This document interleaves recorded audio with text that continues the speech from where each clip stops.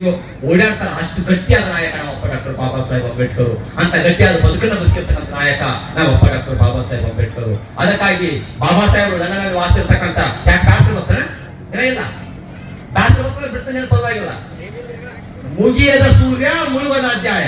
ನಮ್ಮಪ್ಪ ನನ್ನ ಕೈ ಮೈಕ್ ಕುಡಿದು ಬಂದ, ಬೈಯಾಗೆ ಉಳಿ ಕೊಡ್ತಿ ಕೊಡೋದು ಬಂದ, ಬೈಯ ಕಟ್ಟಿಗೆ ಬೀಳ್ ಬಿಡಂಗಿಲ್ಲ, ನಾನು ತಲೆ ಬೀಳ್ ಬಿಡಂಗಿಲ್ಲ, ಹಾಗಾದ್ರೆ ಸುಳ್ಳು ಹೇಳಂಗಿಲ್ಲ. ಕರೆ ಪ್ರಾಕ್ಟೀಸ್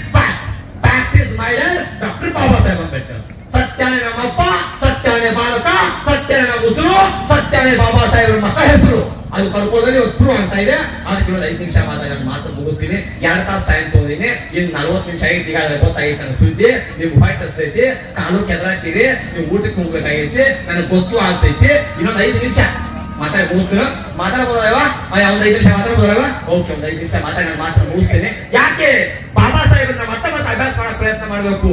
ಯಾಕೆ ಬಾಬಾ ಸಾಹೇಬ್ರನ್ನ ಓದ್ಕೊಳ್ಳಿಕ್ ಪ್ರಯತ್ನ ಮಾಡ್ಬೇಕು ಅಂದ್ರೆ, ನಾವು ಮತ್ತೆ ಹೇಳ್ತಿರ್ತಾರೆ ಬಾಬಾ ಸಾಹೇಬ್ರು ದಲಿತ ನಾಯಕ. ಹೌದ್ರ? ದಲಿತ ನಾಯಕ, ದಲಿತ ನಾಯಕ. ಕೇವಲ ಯಾರು ಬೇಕಾದ್ರೂ ಕೇಳಿದ್ರೆ ಬಾಬಾ ಸಾಹೇಬ್ ಅಂಬೇಡ್ಕರ್ ಒಬ್ಬ ದಲಿತ ನಾಯಕ. ಮತ್ತೆ ಈ ದೇಶಕ್ಕೆ ಭಾರತೀಯ ಪ್ರಜೆಗಳಾದ ನಾವು ಅದನ್ನು ಟೈಟಲ್ ಕೊಟ್ಟವ್ರು ಯಾರು? ಸಂವಿಧಾನದ ಪೂರ್ವ ಪೀಠಿಕೆಯಲ್ಲಿ ಭಾರತೀಯ ಪ್ರಜೆಗಳಾದ ನಾವು ಅಂತಕ್ಕಂಥ ಟೈಟಲ್ ಕೊಟ್ಟವ್ರು ಯಾರು? ದಲಿತ ದಲಿತ ಅಂತಕ್ಕಂಥ ನಾಯಕರು ಕೊಟ್ಟರು. ಅದು ನಮ್ಮ ಅಪ್ಪ ಕೊಟ್ಟು, ನಾವು ಅಪ್ಪ ಕೊಟ್ಟಿಲ್ಲ ಯಾವ, ನಾವು ಅಪ್ಪ ಕೊಟ್ಟಿರಲ್ಲ. ಮತ್ತೆ ನಮ್ಮ ಅಪ್ಪ ದಲಿತ ನಾಯಕ ಅಂತೀವಿ ನಾವು. ಅದಕ್ಕೆ ಬಾಬಾ ಸಾಹೇಬ್ ತೊಡೆತಂತ ಹೇಳ್ತಾ ಇದ್ರು. ನೀವು ಯಾರು ಕೇಳ ಬಾಬಾ ಸಾಹೇಬ್ ಹೇಳ್ತಾರೆ, we are the Indian firstly and lastly. ನಾನು ಭಾರತೀಯ, ಅದು ಪ್ರಥಮಾನು ಹೌದು, ಅಂತಿಮಾನು ಹೌದು ಅಂತಕ್ಕಂಥ ಮಾತನ್ನ ಅವತ್ತು ಬಾಬಾ ಸಾಹೇಬ್ ಹೇಳಿದ್ರು.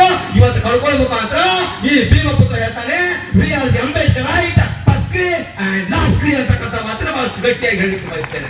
ಯಾಕಂದ್ರೆ ಅವತ್ತು ನಮ್ಮಪ್ಪ ಹೇಳಿದ್ರು, ಇವತ್ತು ಕಳ್ಕೊಳ್ಳೋಣ ಹೇಳ್ತೀನಿ, ನಾನು ಅಂಬೇಡ್ಕರ್ ವಾದಿ, ಅದು ಪ್ರಥಮಾನು ಹೌದು, ಅಂತಿಮಾನು ಹೌದು. ಮತ್ತೆ ನಾ ಮತ್ತೆ ಮುಂದೆ ಬದುಕ ಬಾಬಾ ಸಾಹೇಬ್ ಮತ್ತೆ ನಂದೇ ಬದುಕು. ಮತ್ತೆ ನಾ ಬಟ್ಟಿ ಊಟ ಸಾಕು.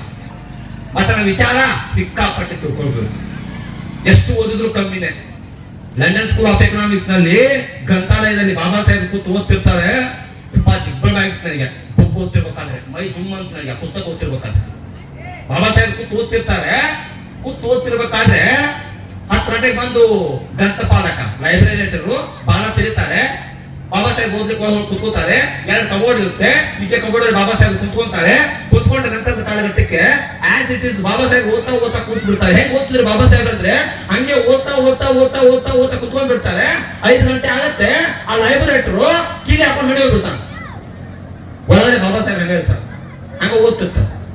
ಮುಂಜಾನೆ ಬಂದು 10 ಗಂಟೆ ಬಾಲ ಓಪನ್ ಮಾಡಿದಾಗ ಬಾಬಾ ಸಾಹೇಬ್ ನೋಡ್ತಾನೆ, ಅಂಬೇಡ್ಕರ್ ಒಳಗೆ ಹೆಂಗ್ ಬಂದ್ರಿ, ಏನ್ ಕಿರಿಕಾಯಿಗೆ ಬಂದ್ರಿ, ಮತ್ತೊಂದು ಬಾಳ ಇರ್ತೇನೋ, ಕಿರಿಕಾಯಿ ಇರ್ತೇನೋ, ಏನೇ ಇಲ್ಲ. ಅಲ್ಲಪ್ಪ ನಿನ್ನೆ ಕುಂತಿದ್ನಲ್ಲ, ನಿನ್ನೆ ಓದ್ತಾ ಇದ್ದೀನಿ ನಾನು, ನಂಗೆ ಗೊತ್ತಲ್ಲ ಹಂಗ ಕುಂತೀನಿ ನಾನು. ಈ ದೇಶದಲ್ಲಿ ಸುಮಾರು 18 ಗಂಟೆ ಹೋಗು ಅಧಿಕ ಕಾಲ ಅಧ್ಯಯನ ಮಾಡಿರ್ತಕ್ಕಂಥ ಜಗತ್ತಿನ ಏಕೈಕ ನಾಯಕ ನಮ್ಮಪ್ಪ ಡಾಕ್ಟರ್ ಬಾಬಾ ಸಾಹೇಬ್ ಅಂಬೇಡ್ಕರ್. ಒಂದು ಮುಂಜಾನೆ ನೆಡ್ಕೊಂಡು ಮತ್ತೊಂದು ಮುಂಜಾನೆ ತನಕ ಸುಮಾರು 18 ಗಂಟೆ ಅಭ್ಯಾಸ ಮಾಡೋ ತಾಕತ್ತಿತ್ತಲ್ಲ, ಅದಕ್ಕೆ ಇಡೀ ಜಗತ್ತಿನ ತಳ ಹೊಡಿಯುತ್ತೆ ಇವತ್ತಿನ ದಿವಸ. ನಾನು ಬಹಳ ಕಡೆ ಕೇಳ್ತಿರ್ತಾನೆ, ಅಂಬೇಡ್ಕರ್ ಅವ್ರನ್ನ ಕೇವಲ ಭಾರತಕ್ಕೆ ಹೋಲಿಕೆ ಮಾಡಿ ಮಾತಾಡ್ತಕ್ಕಂಥ ದಡ್ಡಬಡ್ಡಿಯರಿಗೆ ಒಂದು ಮಾತನ್ನು ಹೇಳ್ತೇನೆ ನಾನು. ಈ ಜಗತ್ತಿನ ದೊಡ್ಡ ಯೂನಿವರ್ಸಿಟಿ ಆಗಿರ್ತಕ್ಕಂಥ ಲಂಡನ್ ಸ್ಕೂಲ್ ಆಫ್ ಎಕನಾಮಿಕ್ಸ್ ನಲ್ಲಿ ಇಬ್ಬರ ಸ್ಟ್ಯಾಚ್ಯೂ ಮಾತ್ರ ಇಲ್ಲ ಮೇಡಮ್. ಇಬ್ಬರ ಸ್ಟ್ಯಾಚ್ಯೂ ಮಾತ್ರ ಇಲ್ಲ. ವಾಕಿಂಗ್ ಯೂನಿವರ್ಸಿಟಿ ಅಂತ ಕರೀತಾರೆ. ಹೌದಾ ಮೇಡಮ್?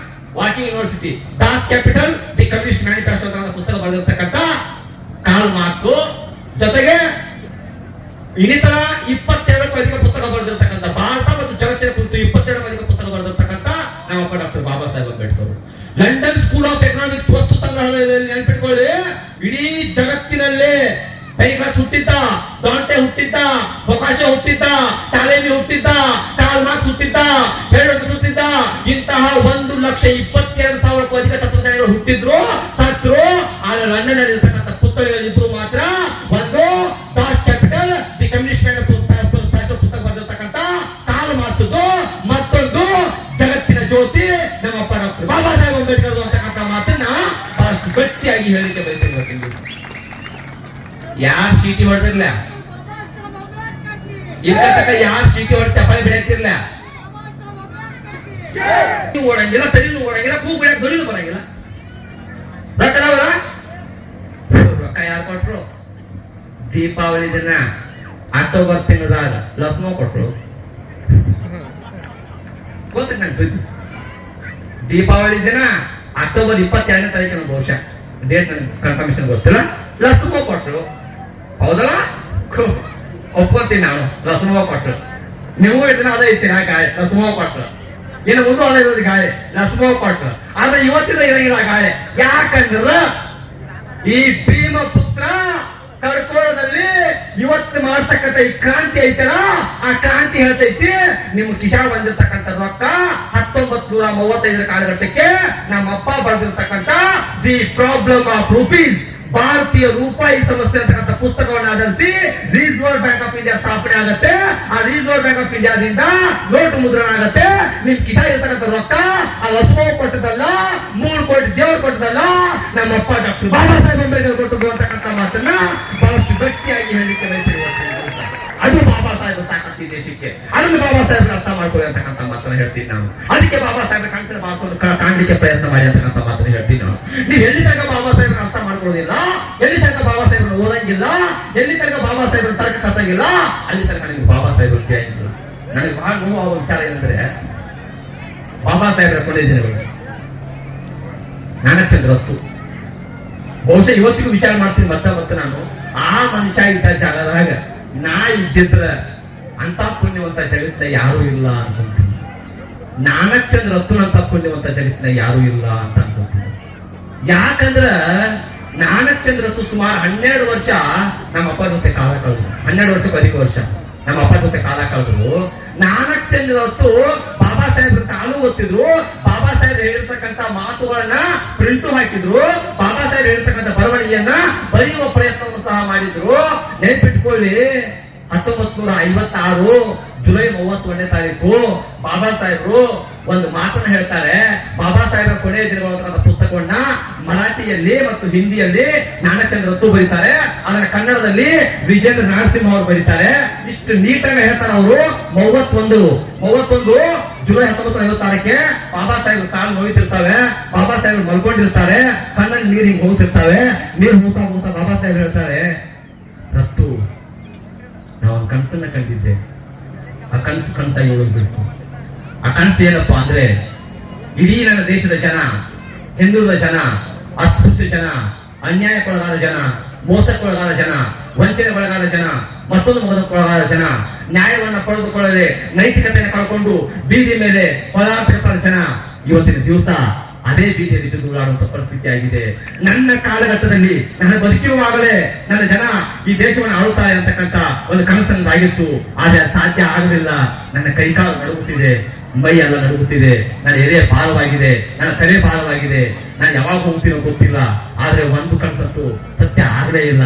ನಾನು ಚೆನ್ನಾಗಿ ರಾಜ್ಯ ಆಡೋದನ್ನ ನನಗೆ ಕಣ್ಣಾಗಿ ನೋಡ್ತೀನಿ, ನನ್ನ ಸಾಧ್ಯ ಆಗಿಲ್ಲ ಅಂತಕ್ಕಂಥ ಮಾತನ್ನ ಬಾಬಾ ಸಾಹೇಬ್ ಫಸ್ಟ್ ಟೈಮ್ ಕಣ್ಣು ಹಾಕಿರ್ತಕ್ಕಂಥ ದಿನ ಅವತ್ತು. ನಾನು ಇವತ್ತು ಆ ದಿನ ನೆನ್ಸ್ಕೊಂಡ್ರೆ ಕಣ್ಣಲ್ಲಿ ನೀರು ಬರುತ್ತೆ. ನನ್ನ ತಂದೆ ಕಣ್ಣಲ್ಲಿ ನೀರು ಬಂದಿರ್ತಕ್ಕಂಥ ಗೊತ್ತಾಗುತ್ತೆ ನಾವು.